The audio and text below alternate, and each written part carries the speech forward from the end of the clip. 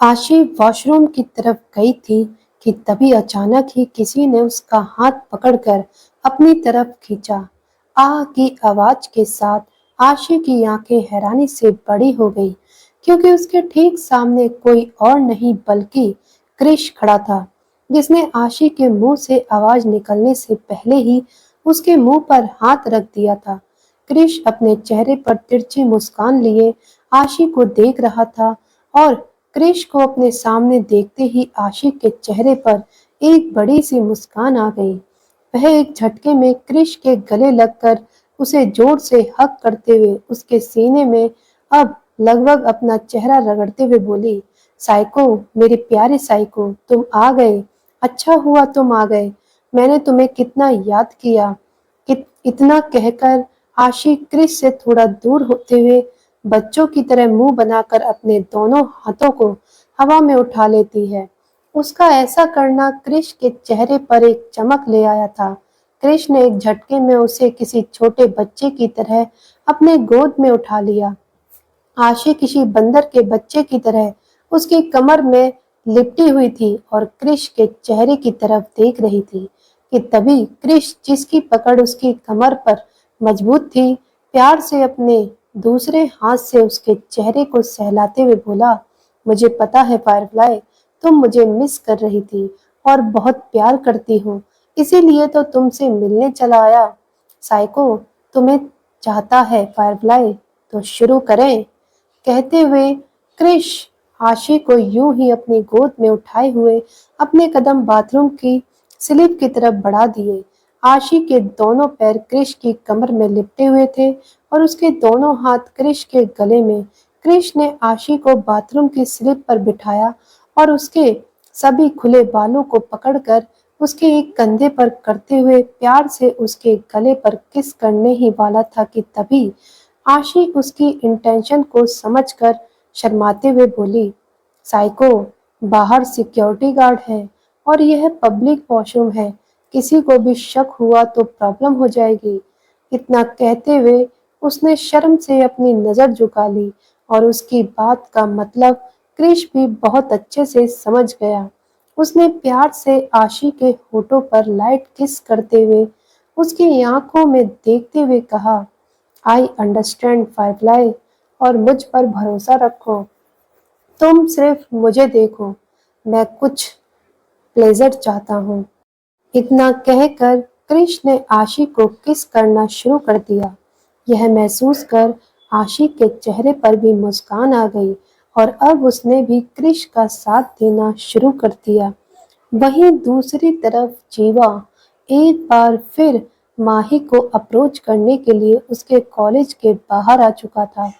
माही, जो कि उसे देखकर थोड़ा हिचकिचा रही थी और उसे इग्नोर करने की कोशिश कर रही थी। जीवा उसके लिए बहुत सारे फ्लावर्स, चॉकलेट, ग्रीटिंग कार्ड और खूबसूरत चूड़ियों का एक सेट लेकर आया था, जिसे देखकर माही के चेहरे पर मुस्कान आ गई।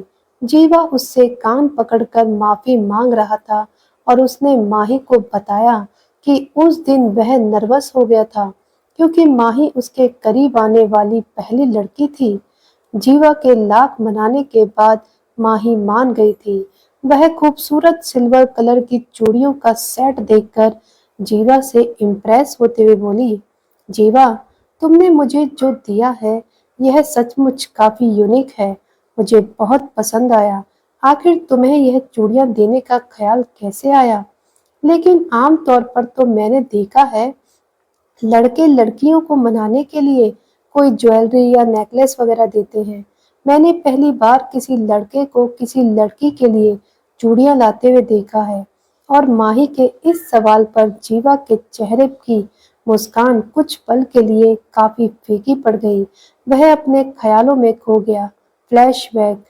जीवा काजल के साथ जब भी इंटीमेट होता, वह उसे उसकी कीमत देता था, जिसे काजल लेने से साफ इनकार करते हुए जीवा पर गुस्सा करती थी। जीवा, मैं कोई वैश्या नहीं हूँ जिसके साथ सोने की तुम कीमत देते हो। तुम्हारी यह हरकत मुझे बिल्कुल भी पसंद नहीं है।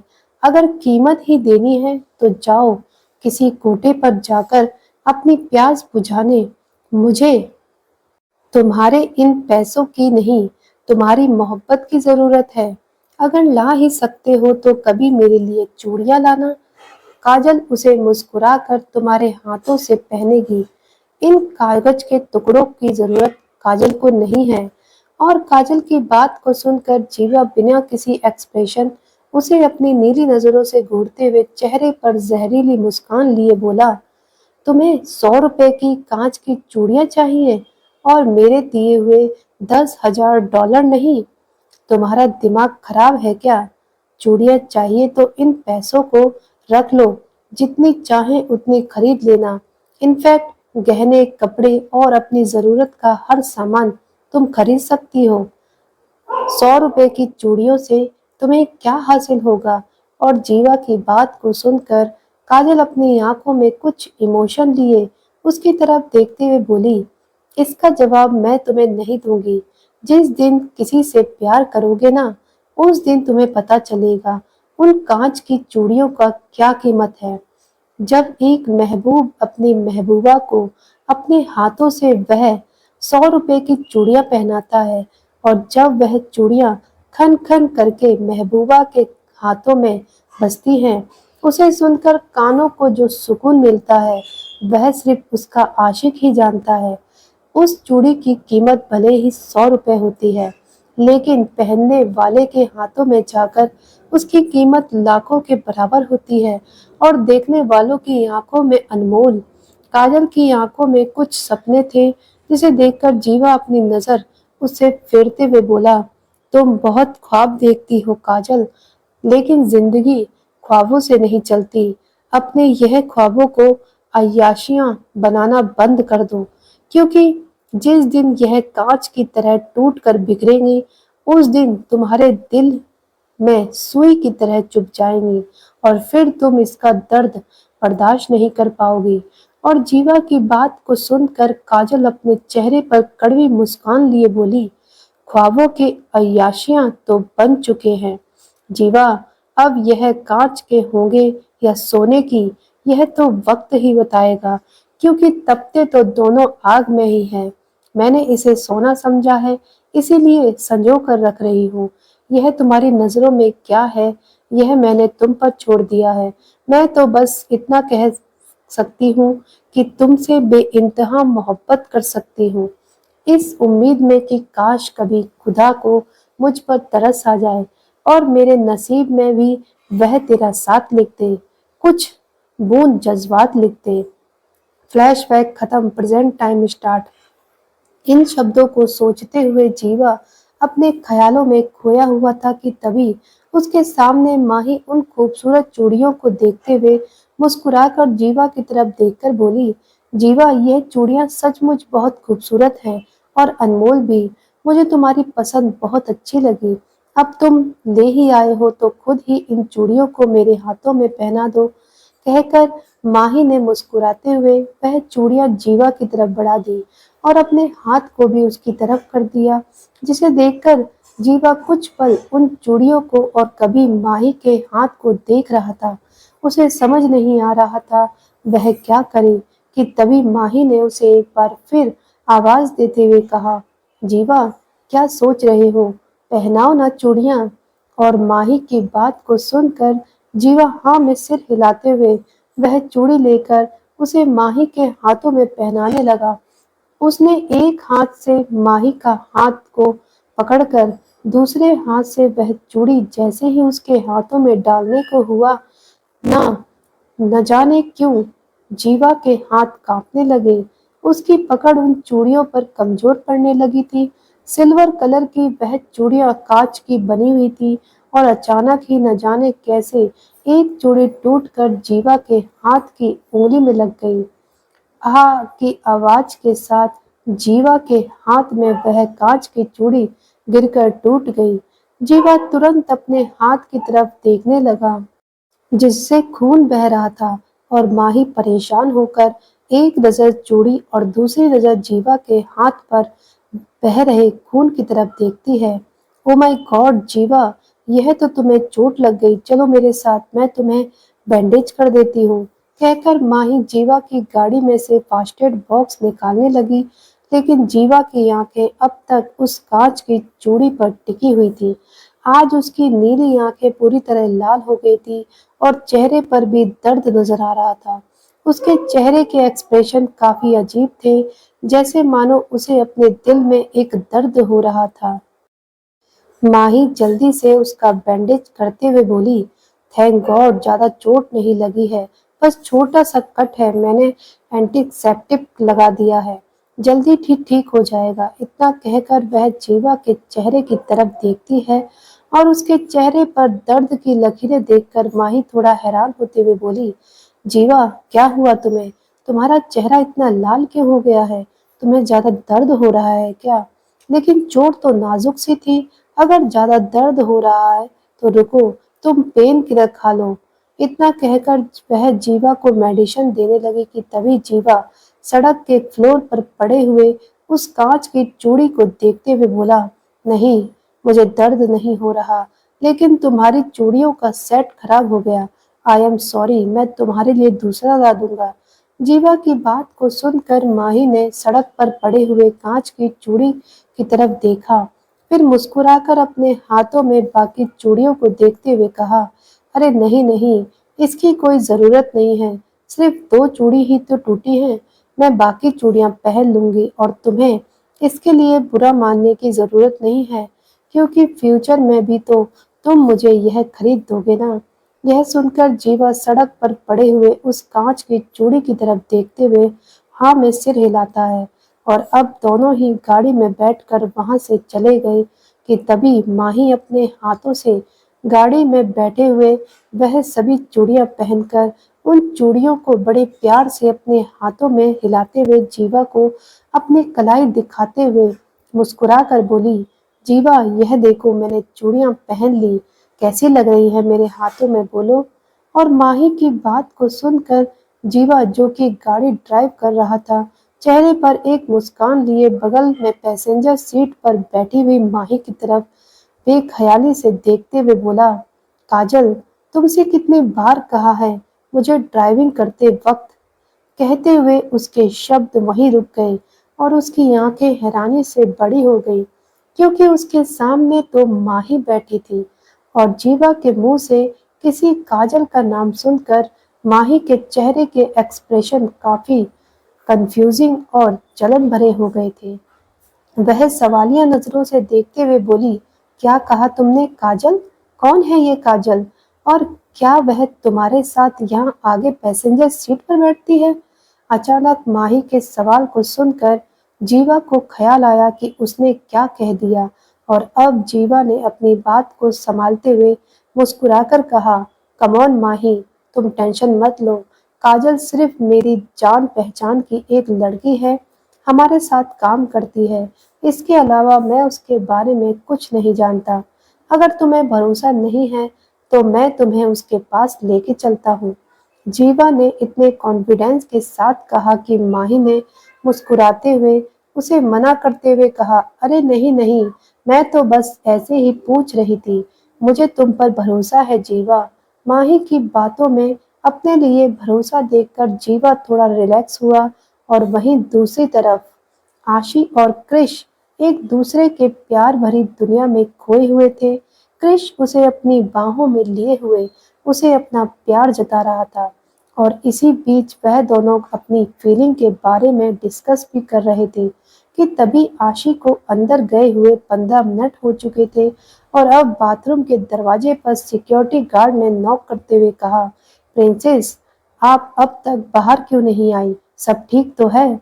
सिक्योरिटी गार्ड की बात सुनकर आशी क्रिश के होठों से अपने होठों को आजाद करते हुए दरवाजे की तरफ गार्ड को देखते आवाज देते हुए बोली, नहीं, मैं बिल्कुल ठीक नहीं हूँ, एक प्रॉब्लम हो गई है, मेरी असिस्टेंट को जाकर बताओ कि फीमेल प्रॉब्लम के कारण मेरी ड्रेस खराब हो गई है, तो वह मेरे लिए दूसरी ड्रेस अरेंज कर दे, मेरा फोन नहीं लग रहा, मैं ऐसे बाहर नहीं आ सकती।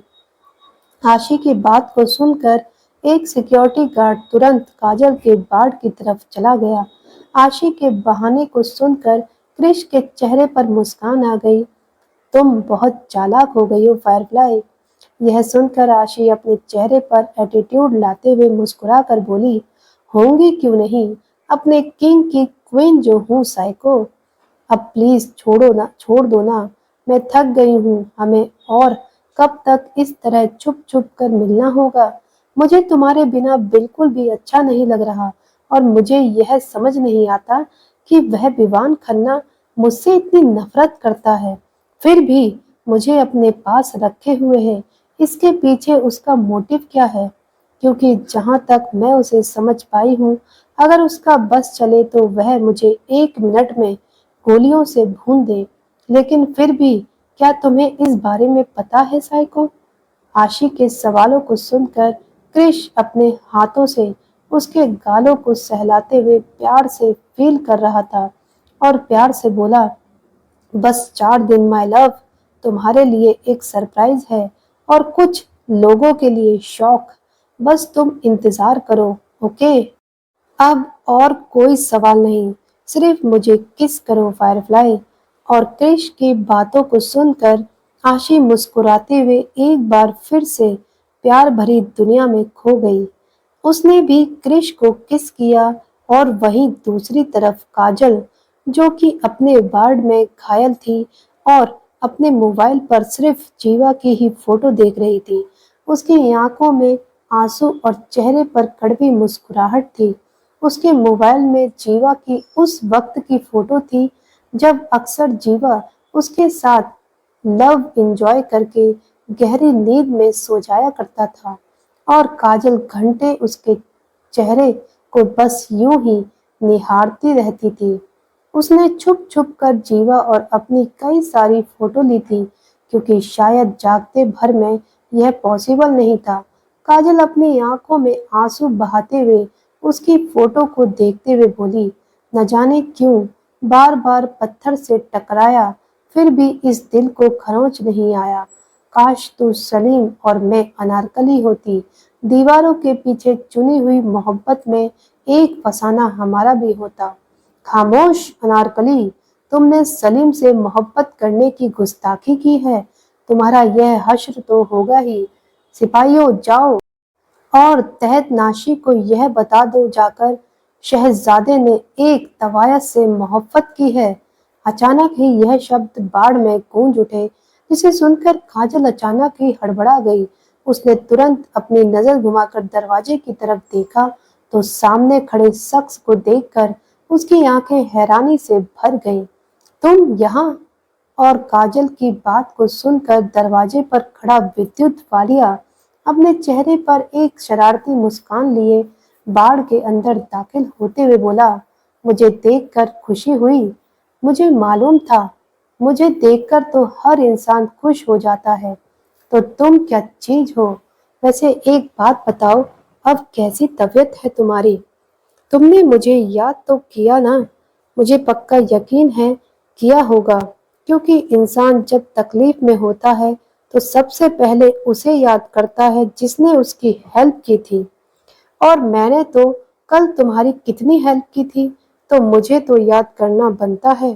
कहकर विद्युत काजल के बेड के बगल में रखे हुए टेबल से फ्रूट बास्केट से एक बनाना उठाकर खाने लगता है और उसकी बात को सुनकर काजल उसे गुस्से से देखते हुए बोली, तुम इडियट इंसान, तुम फिर आ गए मेरा सर खाने। तुम्हें कैसे मालूम कि मैं यहाँ हूँ? ओ गॉड, प्लीज यार, प्लीज मेरी जान बख्श दो। मैं वैसे ही बहुत परेशान हूँ, तुम जहाँ से आए हो वहीं चले जाओ। काजल की बात को सुनकर विद्युत मुंह बनाते हुए बोला, कम ऑन यार, क्या लड़की हो तुम, मैं तो यहाँ तुमसे मिलने आया हूँ और तुम मुझे भगा रही हो। तुम्हें पता है तुमसे मिलने के लिए मैं अपनी कितनी इम्पोर्टेंट मीटिंग, मेरा मतलब है इम्पोर्टेंट काम छोड़कर आया हूँ। जब मुझे यहाँ के डॉक्टर अंकल ने बताया कि तुम दोबारा यहाँ एडमिट हो तो मैं तुमसे मिलने आ गया इंसानियत के नाते। लेकिन तुम तो मुझे देखकर बिल्कुल भी खुश नहीं हुई, या फिर शायद हुई हो, दिखाना नहीं चाहती। क्या चाहे जो भी हो, अब मैं आ गया हूँ तो इतनी आसानी से तो यहाँ से जाऊंगा नहीं। तो क्या मेरी जान लेकर जाओगे? कहते हुए काजल ने मुंह बना लिया। अरे नहीं, तुम्हारी जान का मैं क्या करूंगा? मैं तो तुमसे एक डील करने आया हूँ। डील? कैसी डील? मैं कुछ समझी नहीं। अरे समझ जाओगी, जब मैं समझाऊंगा तो सब समझ जाओगी। लेकिन मेरी बात को तुम ठंडे दिमाग से सोचना, ठीक है? तो सुनो, एक्चुअली मुझे एक गर्लफ्रेंड की ज़रूरत है, तो क्या तुम मेरी गर्लफ्रेंड बनोगी? और विद्युत की बिना किसी हेजिटेशन के डायरेक्ट बात को सुनकर काजल की आंखें फैल गईं। उसे एक झटका सा लगा। वह हैरानी से विद्युत की तरफ देखते हुए बोली, व्हाट? तुम पागल हो? गर्लफ्रेंड और तुम्हारी? मेरा दिमाग खराब नहीं हुआ है? तुम जैसे इंसान को मैं 5 मिनट बर्दाश्त नहीं कर पा रही, हमेशा के लिए बर्दाश्त करना पड़ेगा, यह सोचकर ही मुझे चक्कर आ रहे हैं। देखो, कान खोल कर सुन लो, मैं ऐसी वैसी लड़की नहीं हूँ और मुझे तुम्हारी गर्लफ्रेंड बनने में कोई इंटरेस्ट नहीं है। तो इसीलिए बेहतर होगा, जिस तरह तुम यहाँ मुंह उठाकर आए हो, वैसे ही मुंह उठाकर यहाँ से चले जाओ और अपने लिए कोई और गर्लफ्रेंड ढूंढो। काजल की बात को सुनकर विद्युत मुस्कुराते हुए बोला, ओह हेलो, तुम्हें ज्यादा खुश होने की जरूरत नहीं है। लगता है तुम्हें कुछ गलतफहमी हो गई है। मैं तुम्हें अपनी गर्लफ्रेंड बनाने के लिए कह रहा हूँ, लेकिन रियल गर्लफ्रेंड नहीं। मुझे सिर्फ तुम्हारी हेल्प की जरूरत है। तुम्हें मेरी गर्लफ्रेंड बनने के नाटक करना होगा। बदले में मैं तुम्हें बहुत अच्छी कीमत दे सकता हूँ। एक्चुअली तुम्हें मेरे साथ हर वक्त रहने की ज़रूरत नहीं है। मुझे जब जब तुम्हारी ज़रूरत होगी, बस उसी वक्त तुम्हें मेरी हेल्प करनी है। बस इतना ही तो बोलो, क्या तुम्हें मंजूर है? गर्लफ्रेंड बनने का नाटक? लेकिन क्यों? क्या सारी शहर की लड़कियों को पता चल गया है कि तुम क्रेजी हो? शायद इसीलिए कोई तुम्हारे साथ रहना नहीं चाहता और इसीलिए तुम नकली गर्लफ्रेंड बनाकर खुश होना चाहते हो। Like seriously?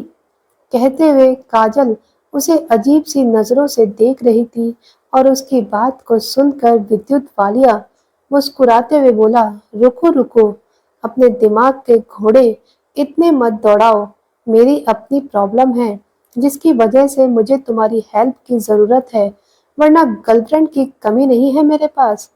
एक्चुअली 4 दिन बाद मुझे किसी पार्टी में जाना है और मेरे मम्मी पापा चाहते हैं कि मैं उस पार्टी में आने वाले बिजनेसमैन की किसी बेटी को पसंद करके शादी कर लूं।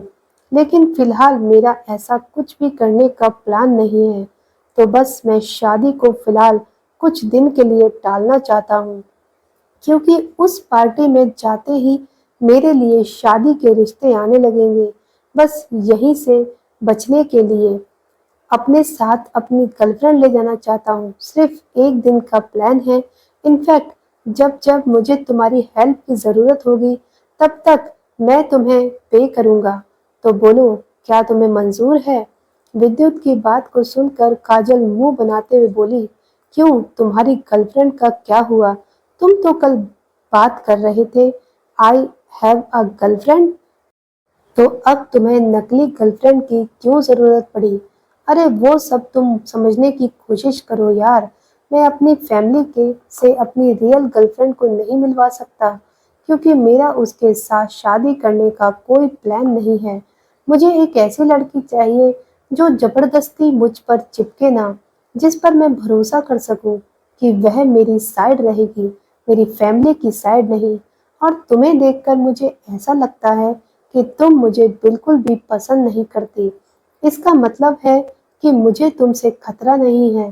तुम मेरे हैंडसम और चार्मिंग लुक से इतनी जल्दी इम्प्रेस नहीं हो गई।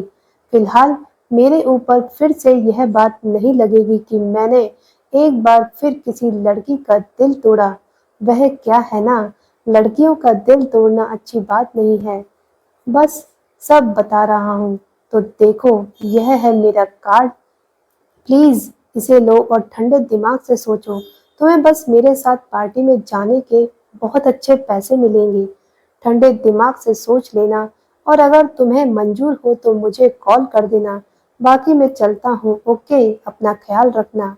और हाँ, यह मेरी तरफ से छोटा सा गिफ्ट। सॉरी, हाँ, मुझसे मुझे सचमुच तुम्हारे लिए बुरा लग रहा है, इसलिए मुझे एक बार फिर माफ करना। इतना कहकर विद्युत कुछ फ्रूट्स और जूस के पैकेट काजल की टेबल के पास रखकर वहां से चला गया और काजल उसे जाता हुआ देखती रह गई। देखते ही देखते रात हो चुकी थी। आशी काजल की हेल्प के लिए आज हॉस्पिटल में ही रुकने वाली थी, लेकिन विवान खन्ना ने उसे यहाँ रहना अलाउड नहीं किया और ना चाहते हुए भी आशी को वापस विला आना पड़ा। लेकिन उसने जाने से पहले एक नर्स को काजल के लिए अपॉइंट किया था। काजल अपने हॉस्पिटल बेड पर सोई हुई थी। उसकी आंखों के नीचे आंसुओं की लकीरें थीं और उसका काजल फैला हुआ था। उसे देखकर साफ बताया जा सकता था कि वह बहुत रोई है। उसका चेहरा मुरझाया हुआ था। इस वक्त वह गहरी नींद में थी कि तभी बाड़ का दरवाजा धीरे से खुला और एक काली परछाई कमरे के अंदर दाखिल हुई। वह काली परछाई धीरे धीरे काजल की बगल में आकर खड़ी हो गई और अब वह अपनी डार्क नीली आंखों से काजल के मासूम मुरझाए हुए चेहरे की तरफ देख रही थी। उन आंखों में एक अलग ही दर्द था। वह आंखें जैसे नशे में डूबी हुई थी। उन आंखों में कुछ लाल रंगत आ गई थी, जैसे मानो वह आंखें रोई हो। उस इंसान ने धीरे से अपना हाथ बढ़ाकर काजल के मासूम चेहरे पर बिखरे हुए बाल धीरे से इकट्ठे कर उसके कानों के पीछे किया और उसके गालों को अपने एक अंगूठे से सहलाने लगा। देखते ही देखते वह धीरे से उसके पास झुका और उसने अपने होठ उसके गालों पर रख दिए, फिर उसके माथे पर और फिर उसके होठों पर। वह उसे बहुत ही प्यार से किस करने लगा। वह उसके चेहरे को अपने हल्के हाथों से सहलाते हुए उसके होठों को यूं ही शिद्दत से किस कर रहा था। वह उसके माथे से अपना माथा जोड़ बहुत ही हल्की और डीप वॉइस में बोला, प्लीज मुझे भूल जाओ। इन शब्दों को कहते हुए उन नीली आंखों में फिर से वही दर्द था। वह काजल को छोड़कर वहां से जाने लगा कि तभी अचानक ही काजल, जो कि गहरी नींद में थी, अचानक ही जोर से चिल्लाते हुए जाग उठी, जीवा नहीं, प्लीज मुझे छोड़कर। कहते हुए काजल ने जैसे ही अपनी नजर घुमाई, वहां कोई नहीं था। काजल अपनी नजर घुमाकर चारों तरफ देखने लगी, पर उसे जीवा कहीं भी नजर नहीं आया। और तभी बाढ़ में बैठी हुई नर्स, जो कि एक कोने में बैठे बैठे सो गई थी, जल्दी से काजल के पास आकर उसे संभालते हुए बोली, मैडम मैडम क्या हुआ, आपको कुछ चाहिए क्या? नर्स की बात को सुनकर काजल अपनी बेचैन आंखों को अभी भी पूरे कमरे में घुमाते हुए परेशान होते हुए बोली, वह आया था, वह आया था, वह मुझसे मिलने आया था। उसने मुझे किस किया। प्लीज उसे बुलाओ, प्लीज उसे बुलाओ। जीवा कहाँ हो तुम? प्लीज मेरे सामने आओ। जीवा मुझे छोड़कर मत जाओ। जीवा मैं तुम्हारे बिना नहीं रह सकती। इतना कहकर काजल जल्दी से बेड से उतरने लगी कि तभी नर्स उसे संभालते हुए बोली, मैडम रिलैक्स, कोई नहीं है यहाँ, मैं तो यही थी। आप इस तरह बेड से मत उतरिए, आपके पैरों में चोट लगी है, आपको आराम की जरूरत है, प्लीज रेस्ट कर लीजिए, आपने कोई सपना देखा होगा। नर्स की बात को सुनकर काजल अपनी आंखें इधर उधर घुमाते हुए अपने चेहरे पर कड़वी सी मुस्कान लिए आंखों में आंसू भरे बोली, शायद तुम सही कह रही हो, यह एक हसीन सपना ही था जो वह मुझसे मिलने आया था। वह सनम दिल तो इतना बेरहम है कि उसे मेरे मौत से भी फर्क नहीं पड़ेगा। इतना कहकर काजल एक बार फिर अपनी आंखों में आंसू लिए बेड पर लेट गई और रोते हुए अपने आप से बोली, काश इतना हसीन सपना मैं हर रोज देखती, तुम हर रोज मुझसे मिलने आते। शायद इस सपने के लिए मुझे गहरी नींद में सोना होगा, इतनी गहरी नींद कि कोई मुझे जगा ना पाए। एक कब्र हो और हो कफन मेरे नाम का, तू आए और फूल चढ़ाए मुझ पर अपने नाम का। काजल एक बार फिर यूं ही रोते रोते बिस्तर पर पड़ी हुई थी। देखते ही देखते 2 दिन का वक्त बीत गया। काजल के पैर अब कुछ हद तक ठीक हो गए थे। आशी काजल के पास हमेशा मिलने आती थी। उसे काजल के लिए सचमुच बहुत बुरा लग रहा था। उसका दिल करता है कि वह जीवा को दिल खोलकर बातें सुनाती, लेकिन इसका क्या ही फायदा। जो पत्थर आंसुओं से नहीं टूटा, वह उसकी बातों से कहाँ टूट जाता। तीसरा दिन सुबह का वक्त। आशी सुबह ही हॉस्पिटल आ चुकी थी कि तभी लगभग 11 बजे विवान खन्ना अपने सिक्योरिटी गार्ड के साथ अस्पताल में काजल से मिलने आया। जहां आशी काजल के पास बैठकर उसे अपने बारे में बातें बता रही थी, क्योंकि काजल उसके बारे में जानना चाहती थी। आशी ने काजल को यही बताया कि वह एक अनाथ है और उसका हस्बैंड उसे बहुत प्यार करता है, लेकिन एक खास मकसद के लिए युवान खन्ना ने उसे यहाँ रखा हुआ है और वह चाह कर भी यहाँ से जा नहीं सकती। हालांकि आशी ने उसे कुछ ज्यादा नहीं बताया और काजल भी काफी समझदार थी। उसने भी आशी से कुछ खास नहीं पूछा। वह दोनों बातें कर ही रहे थे कि तभी अचानक ही बाढ़ के अंदर विवान खन्ना दाखिल हुआ। उसे वहां देखकर आशी और काजल दोनों हैरान थे, क्योंकि काजल इस वक्त अस्पताल के नीले लेंथ गाउन में व्हील चेयर पर बैठी हुई थी।